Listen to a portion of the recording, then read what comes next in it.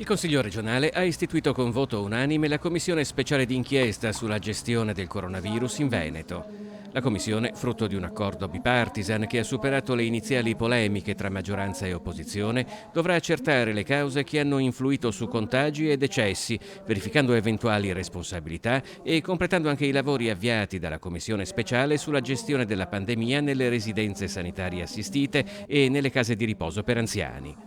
Tendenzialmente le sedute saranno pubbliche e, salvo proroghe, i lavori dovranno concludersi entro il 30 novembre. La relazione finale dovrà essere inviata all'autorità giudiziaria, oltre che discussa in Consiglio. Io credo che abbiamo raggiunto tutti gli obiettivi che volevamo da questa commissione.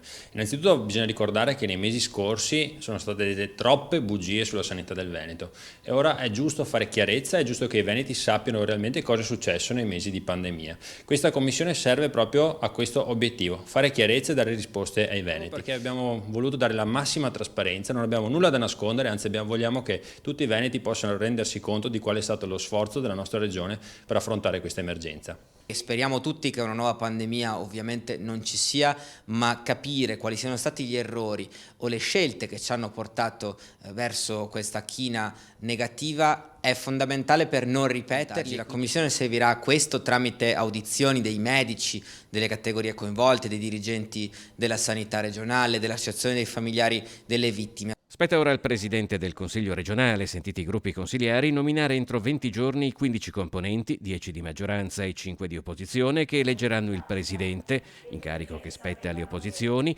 il Vicepresidente e il Consigliere Segretario, che saranno invece di maggioranza.